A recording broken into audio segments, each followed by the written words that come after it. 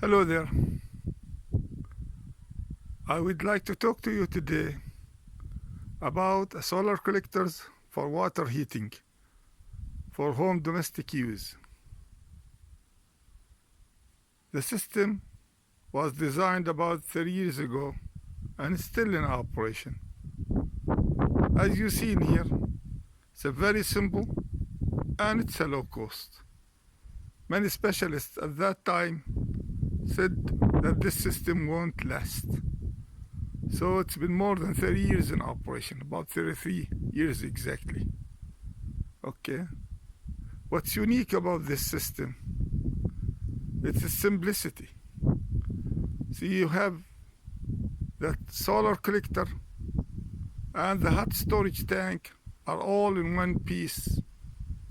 And at the same time, the cold water supply for the system is the same one you are using at home. Okay. Later on, we'll talk about the blueprints for such a system. What we're gonna see in here, first the components for this solar heater. The solar panel connector, as we said, and the storage tank. It's the black thing you see in here. And you have the front glass, which is a transparent for 4 millimeters in thickness. And you have the insulation tank, weather insulation tank and thermal insulation tank, which is the one here on the side. Okay, so these are the three components that make up this simple solar water heater. Okay, and as you see in here, there are 4 units that are connected in parallel. The inlet is 0.5 inch for each one, and when they are grouped together, they feed a 1-inch pipe that supplies the house with the hot water. And something else to say, that whenever you connect them in parallel, you have to put an automatic ventilator, or simply just to close that ventilator completely to make sure that whenever you are sucking water down there, you are sucking water from the 4 units together uniformly. You don't want to be taking your hot water from one tank or 2 and the others are not used. So you have to force that hot water out of these units when they are put in parallel.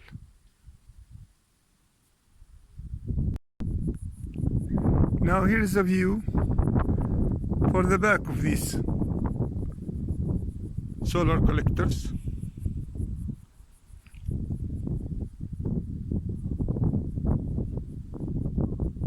Well, I would like to say that the type of insulation I used for the hot water tank and the collector, of course, was fiberglass. Okay, but on the bottom of these individual units, I used polystyrene. It's a sheet of polystyrene, 3 or 5 centimeters in thickness. Okay, cut exactly to the same area of each individual unit. The idea that hot water tank, which weighs about 100 kilograms when it's filled with water, it lies on that piece of polystyrene, which can hold its weight. Okay. Something else to talk about is that you have a main valve here for the supply. It's a 1-inch main valve. And you have a directional valve after that one. That directional valve is very important because it makes sure that your units will never be empty of water. So the water gets into these units and won't be returned to the source of the water. Okay, so this is a one directional valve in there. Costs a few dollars.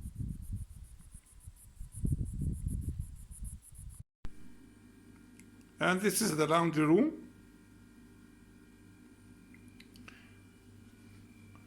We even save more energy by feeding our washers with the right temperature of supplying water. Instead of that washing machine heating up the water and consuming electricity and increasing our bills, we simply put this mixer in here, okay? And we make sure we get the right temperature in here. You get that hot water supply from the collectors in the left, and it has also another unidirectional valve, and you have the cold water on the other side. You mix it to the right temperature that you want your machine to operate on. Of course, if it's cotton, it needs hot water, maybe more than 60 degrees, 50 or 60 degrees centigrade. If it's other type of fabrics, maybe it needs just 30 or 40. So just your mix in there and feed it to the machine. Okay? And therefore you save energy.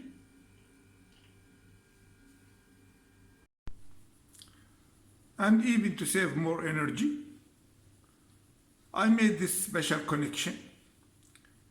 See the idea that this system works okay for about 8 months here in Jordan, in this part of the world. It's good enough for about 8 months, covers almost 100% of our hot water needs. But during winter or cold weather, you need to supply, you need to use the electric water heater, okay? But instead of feeding it a very cold water that might be 10 or 5 degrees centigrade, you feed it with a preheated water. So the idea, you have this branch in here, okay, that will supply the electric heater with a preheated water. So you simply close this one in here, okay, and now all the house will operate on the electric heater, and the electric heater will be getting a preheated water from the solar collectors. So instead of feeding it with a low temperature water, you feed it with a little bit warm water.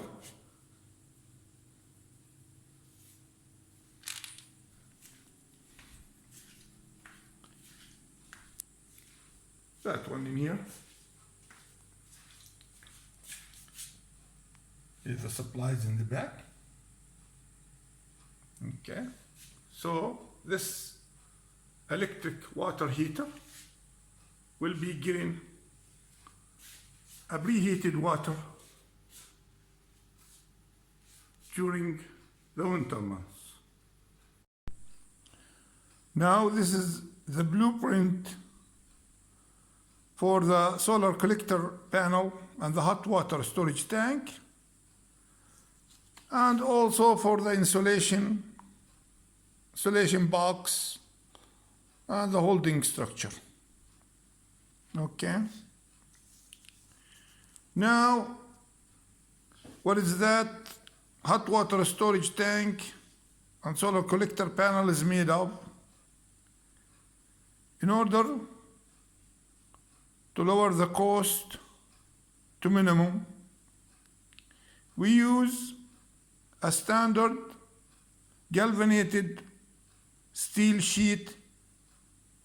It comes with a width of 1 meter and a length of 2 meters. Okay? And what we do is that we bend that sheet at 10 centimeters right angle and at 90 centimeters, this in here. So this is half of the sheet, and another 10 centimeters in here, another right angle. Okay, and of course we have the 90 centimeters that left in here. So the total length now is exactly 2 meters. Okay, and what we do, we weld it from this corner to this corner. Okay, and we have 2 additional sheets in here. They are 10 centimeters by 9 centimeters, and we weld it all the way. Okay, so you weld in here, in here, in here, and here, and here. And the same thing, of course, for the other side. Okay, so this method, we use the minimum material to lower the cost. Now that galvanized steel sheet, okay, it was what I used was a 1.35 millimeter in thickness. In thickness, that's the thickness of this sheet. Okay, in order to make the welding good and to make it last. Okay, now as we said in here, the length will be 100 centimeter. Okay, and the width will be 90 centimeters. Okay, and the height is 10 centimeter. Okay, and this is the inlet of the water is right here. This is a 1/2 inch connector to accept 1/2 inch pipe. It must be welded exactly at the bottom of the box or the tank.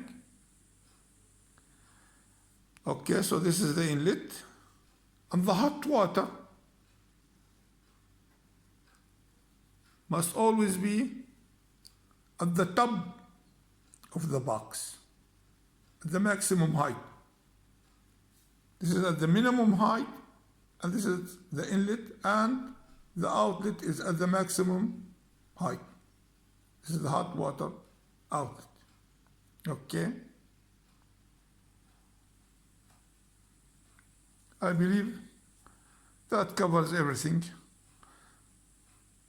I was thinking of putting some points in here to hold the surface or the panel. Okay, so the water won't push it high, but I didn't use this idea. I didn't think it was a good idea, so I didn't use it. Just in case if you are wondering about these 2 points. Okay, so that covers everything.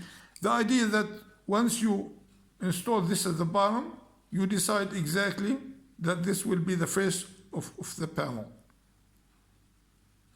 And of course, you need to paint it with a black color, matte, shouldn't have any glows in it, to absorb all the solar radiation in it. The first time I used some Premier paint first, then I put that black, non-gloss or matte black color. Okay, so that's the solar panel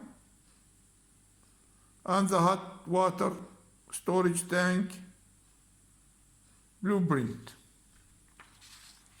Okay, now we'll go to the insulation box and the holding structure. Okay, and as you see in here, it's a box with a frame, legs for the frame in here, and of course the height for these legs depend on your location in the world. Here in Jordan, it's about 30 degrees. It suits us well to have a tilted angle for the panel of about 30 degrees, directed toward the south, of course, to get the maximum energy throughout the year. Okay, and here an enlarged view of that frame, the one in here, you can see it in here. The system was used or can be used, can use a double glass system, but that type of structure will have its advantages and disadvantages. I used to use that double glass stuff. First, let me talk about what it consists of. Okay, it is a 2 centimeter corners and 2.5 centimeter corners in here, and you have a T in here. It's also a 2 centimeter type of T, and you have another corner in there which is a 2 centimeters. That's how they are structured in here. Of course, if you have a double glass, which is, as we said before, it's 4 millimeter in thickness, you put one in here and you put the second in here, and you will have about 1 centimeter between those, okay, as an insulation area. And of course, you have to use silicone to make sure that water will never get inside that tank. The advantage of such a system is that you can increase the temperature of the hot water inside there. I remember once I got something like about 85 degrees or more than 85 degrees as a hot water. Okay, but the disadvantages of it is that the transparency will decrease because you are using double glass, so you are losing about 10 or 15% of the accepted energy, the solar energy, due to the lowering the transparency. Okay, and something else, another disadvantage of a double glass is that whenever that cold water escapes from such a unit, you'll immediately have the lower glass broken, because the temperature on the panel, when it's fully insulated, the double glass might reach something like about 150 degrees centigrade, and that will break the lower glass. So if you use a double glass, you have to make sure that it's never get empty of water, or otherwise you have to cover it with a cloth or whatever, a rug or whatever. Don't let it accept any solar energy, otherwise the lower glass will be broken whenever that tank gets empty. Okay. And what else to talk about is that's the profile for it, of course. And we have to talk about these two that will hold that storage, the hot water storage. Okay, those two, let's say two pieces of metal. It's the same corners, I believe, the same kind of corner of metal in here, but reverse. 2 centimeters is good enough. Okay. Something else, you have to put what they call some kind of sheet in here on the frame. The sheet that I used, I remember it's about 0.35 millimeter. Even if it's a quarter is good enough. Quarter of a millimeter is good enough. So these are sheets of metal. And in the bottom, of course, the same thing too. So the idea of this sheet is actually to provide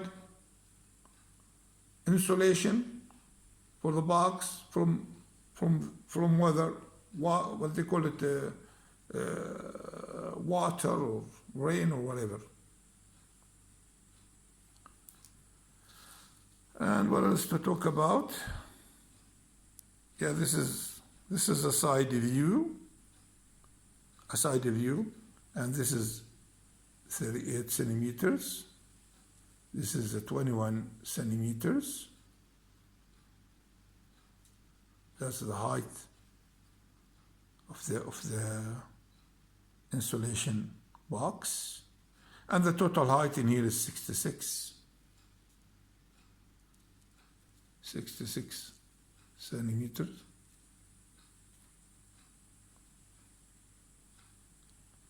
And this is in here 50 centimeters. And these are the legs, 5 centimeters. And another 21 in here, 21 centimeters here. So this is a side view. And this is a front view, where this is 114 centimeters. And this 110 centimeters. Okay. I believe this covers the whole thing. And as we said before, we put a sheet of polystyrene down there. This is the insulating bottom for that hot water tank, 3 or 5 centimeters in thickness. And after we put the tank, and we make our holes in here, of course, make our holes for the cold water supply, hot water supply, that's in the insulation tank. Okay. After we put our tank in there, we have to put our fiberglass insulation on the side, put our glass, and after that use a silicone to seal the glass and to make sure no rain gets in there.